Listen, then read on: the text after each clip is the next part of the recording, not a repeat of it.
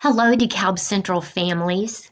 My name is Sherry Crisp Ridge, and I am the District Preschool Director for DeKalb Central Schools. It is my pleasure today to walk you through the Preschool Virtual Roundup for DeKalb Central for April 2020. Our presentation will cover several topics. First, I'll introduce you to both the principal and the preschool teachers at each building location. We'll then talk about enrollment and how to do that and where to do that. We'll also go over our schedule in terms of days of the week and hours of the day that we attend, as well as a typical day in the life of a preschooler. We'll then talk about tuition or the cost of our program, and we're very excited and proud that we have some very amazing opportunities available to families regarding tuition, and I look forward to sharing that with you later in the presentation. Lastly, we'll discuss some forms that once your child is accepted into our program that we will need you to complete, as well as some documentation that we will need from you. Let's get started. The principals at our 4 elementary buildings are at Country Meadow, Michelle Malarczyk, at James R. Watson, Pam Shoemaker, at McKinney Harrison, Elisa Smith, and at Waterloo, Amanda Rice. Again, my name is Sherry Crispridge, and I am the director.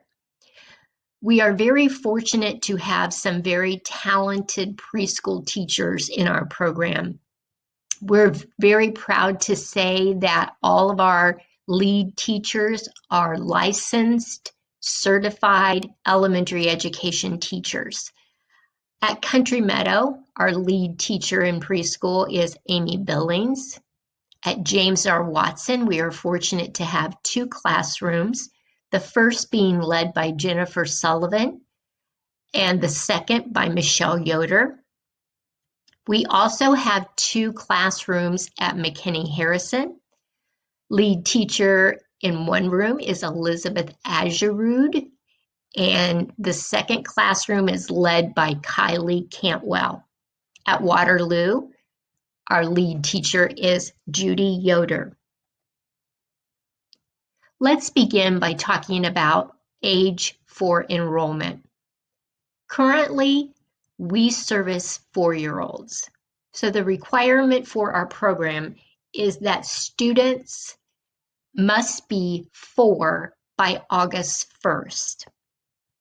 Now concerning the second bullet, we also make available any spots that are left open after our initial enrollment for students who turn 4 following August 1st.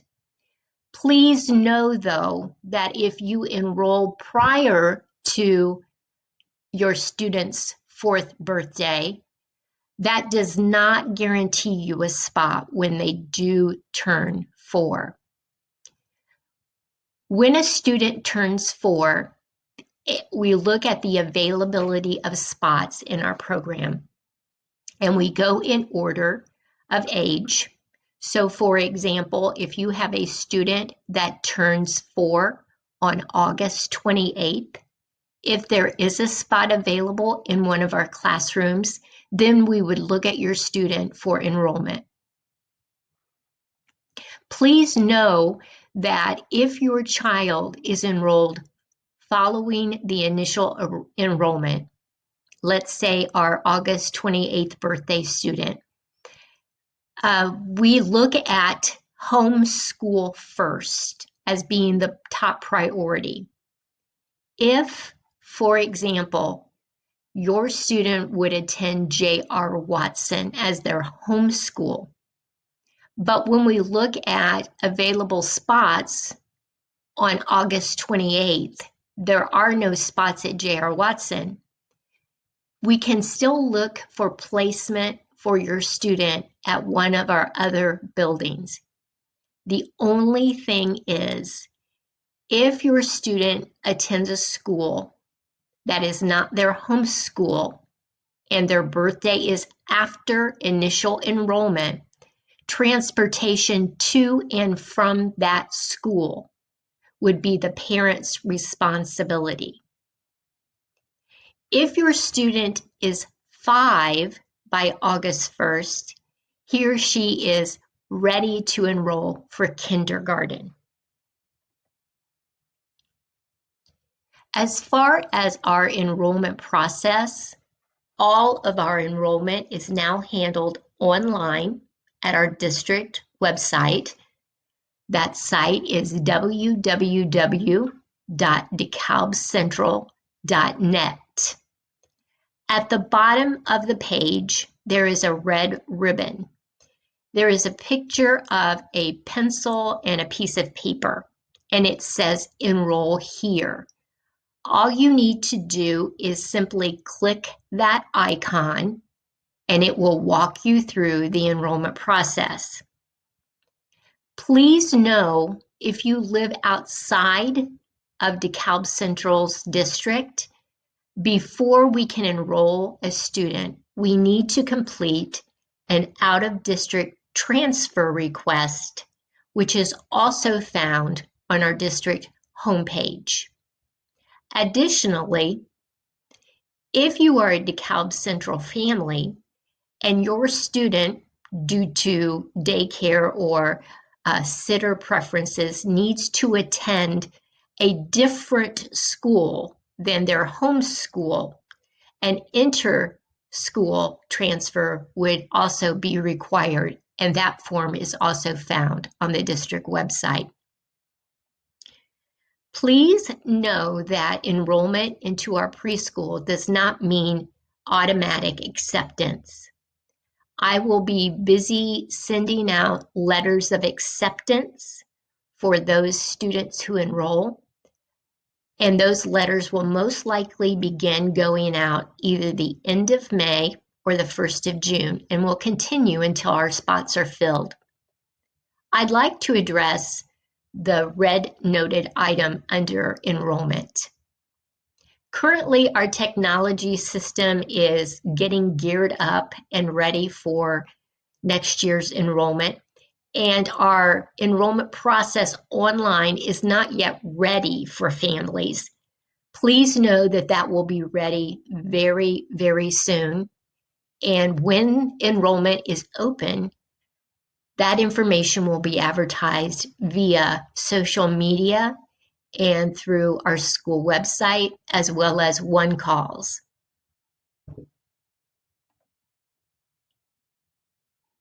Please know that for those students who enter the program with a birthday after August 1st, if they do not turn 5 by the following August 1st, they are available to attend a second year in our program. Please know that while we do accept enrollments after our initial August 1st deadline, we do close our preschool enrollment at the end of the first semester. And for next year, that ending date will be December 22nd, 2020. We have a couple of other requirements for enrollment. The first being that your student needs to be potty trained prior to entrance into preschool. This is essential for many reasons, primarily because we are not able and don't have the manpower to assist those students with those needs. So all students need to be able to take care of their restroom responsibilities independently. If a student enrolls and potty training is an issue and a consistent one that we can't seem to get a handle on, with guidance from us and partnership with families, that could be grounds for dismissal from the program. The second additional expectation is around behavior. For safety reasons, students will be expected to follow the instructions given by the classroom teacher or para at all times, strictly for safety of the students. Parents will be contacted as soon as possible issues arise, and we will create a tiered system of intervention where we can work with the student and the family to change those behaviors. A continued pattern of misbehavior, for example, biting, kicking, hitting, swearing, would be grounds for dismissal if after interventions we are not able to solve that concern. Our preschool schedule is as follows. We are considered a full-time program. So our hours are Monday, Tuesday, Thursday, and Friday, 9 a.m. to 2:30 p.m. On Wednesdays, our district enjoys a 1-hour delay so that we can train and keep professional development readily available for all of our staff. Therefore, Wednesday's hours are 10 a.m. to 2:30 p.m. Please know that our preschool classrooms will follow the DeKalb Central calendar. If school is canceled, preschool is canceled. If a delay is called, preschool will begin at 11 a.m. and dismiss at 2:30, regardless of the day of the week. Now I would like to share some very important information from our transportation department. We are thrilled that we have been able to create transportation opportunities for our preschoolers. It's a very distinct advantage that our program has over many others. At the top of the slide, you will see basically just the hours of our program listed again. For the bulleted item, I'd like to talk about AM transportation spot locations. AM preschool transportation is routed to the front door of a student's home or sitter whenever that is possible. However, front door service is not always a possibility when the home is on a dead-end street or a cul-de-sac or other location that cannot be serviced with a full-size yellow bus. AM stop locations will be established by the DeKalb Central Transportation Department and communicated with all of our families. Further, PM pre-K transportation is not routed to the pre-K student's home or sitter's front door. Instead, the PM transportation will be incorporated into our existing elementary bus routes. Pre-K students' PM stop locations will be assigned using the same criteria that we use for our elementary students. Only in the rural areas of our district where community stops are not utilized will pre-K students be transported directly to the front door of their home or sitter. PM stop locations will also be established by our transportation department. Now I would like to share some important transportation information and facts. These are all extremely important and they are created to ensure the most safety for all students. The first bullet addresses the idea of transporting your preschool students to and from school. To ensure the highest level of safety, all pre-K students will be secured into a 5-point harness school bus booster seat. They are also often referenced as star seats. The second bullet is very important. An adult needs to be at the AM stop location with the pre-K students until the bus arrives and the students have boarded the bus. Again, strictly a safety concern. The third bullet addresses the PM stop location. An adult needs to be at the PM stop location when the bus arrives to receive the student from the bus driver. This is very important. Pre-K students will not be allowed to walk home with older elementary students. An adult must be present. There will be no exceptions to this guideline to ensure student safety.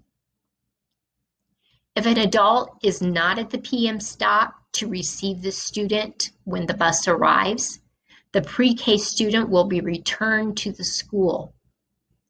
If this happens repeatedly, the pre-K student will lose their bus transportation and parent or guardian will be responsible for getting them to and from school.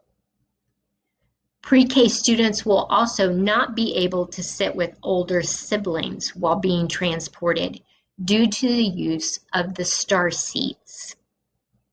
Pre-K students are only allowed one AM stop location and one PM stop location. However, the AM and PM locations can be different. For example, Susie's AM stop location might be at home, but her PM everyday stop location is at a sitter. I know this is a lot of information. Please know that further in the presentation, I will be sharing contact information. So if you have additional questions, please feel free to reach out.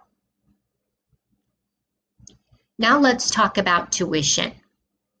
I'm very happy to announce that DeKalb Early Learning Preschool provides a tiered payment system. It is based on the total income for a family and the total number of members in the household. Tuition includes lunch, transportation, snack, and all school supplies. The only thing we ask students to supply is a standard size backpack. The next bullet in red is extremely important. All preschool families are considered full pay, which next year will be $55 per week, until all of the necessary paperwork is turned into the office, and it's determined that the family qualifies for financial assistance. Most of that paperwork will include pay stubs or a tax return or possibly a W-2. Families do need to pay for any canceled school days due to weather and any days missed due to student illnesses. The fees are based upon 180 days of attendance. This is a tiered, the tiered system that we have in place currently. As you can see, there are 3 options. First, on the left, we have an option where families pay nothing and the opportunity to attend preschool is free. The second tier is $27.50 a week, and full pay, the third column, is $55 per week. This will give you a rough estimate as to whether you would potentially qualify for our financial assistance. So my suggestion would be to look at your family size and then look at either your monthly income or your annual income and see where you might fall. That will give you a good idea. One of the best opportunities that we have available to families is through a state grant called On My Way PreK. This is a state grant. It's very simple to apply for this grant, and we are asking, as noted in the red, that before a family can qualify for zero payment on our system, they must first try for the On My Way PreK grant. Please note that I did link the website for that grant directly onto the slide. It is a very simple application process, and the first steps are just for pre-qualification. So families go onto the site, list their annual or monthly income, give a rough idea of how many students and family members live in that household, and it will quickly tell you if you pre-qualify. If you pre-qualify, then you'll have some continuing steps to follow. We have a wonderful representative from the state that works with us on the On My Way PreK grant, and her name is Kim Fullove, and her phone number is listed there for you. Please know that the On My Way PreK grant applications are currently being accepted, and it does work to a family's advantage to apply as soon as possible. So my recommendation would be, if you're at all interested in applying for the grant, please do so.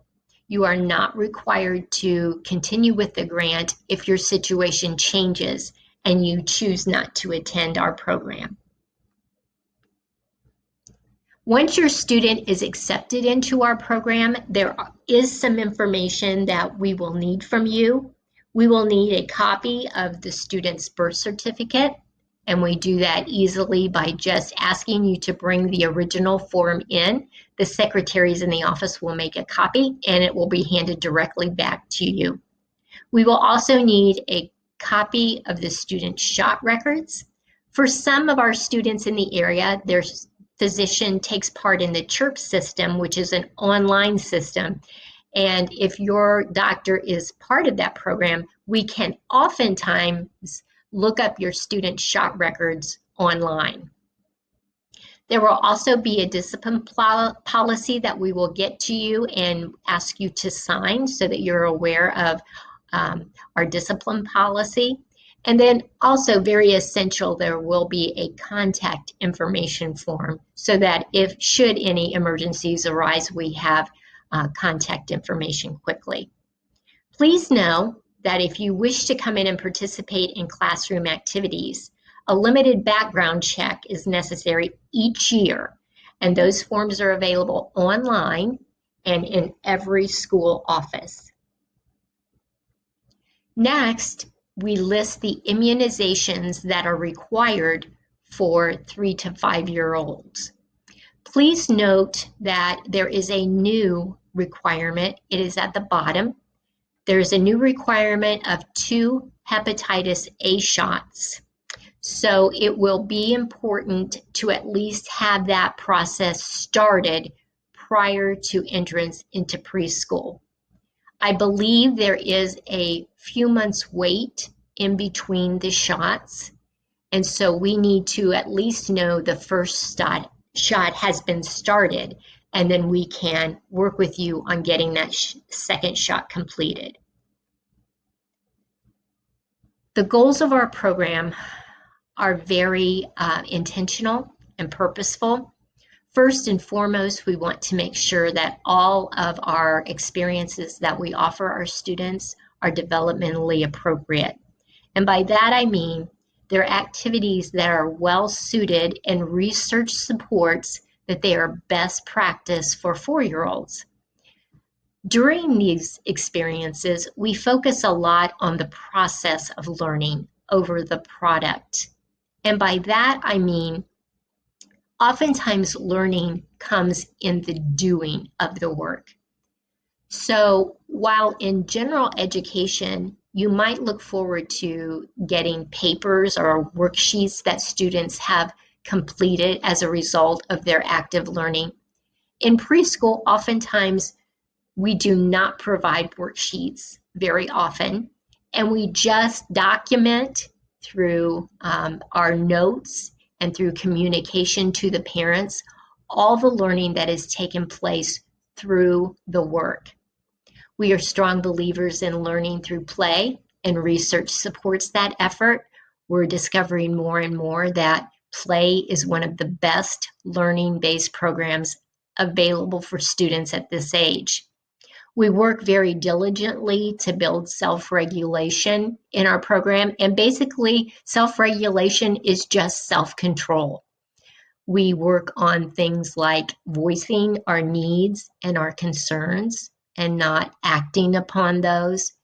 We teach the students how to advocate for themselves and ask for things that they need. We teach them things like how to wait patiently for their turn, how to sit and listen to a story politely, and really basically just understand how school works.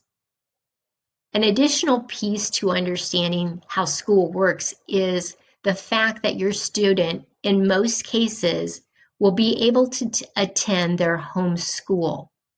This allows them to become familiar with both the building and the staff members, and so that transition into kindergarten is a smooth one, and it's really appreciated by parents and students alike.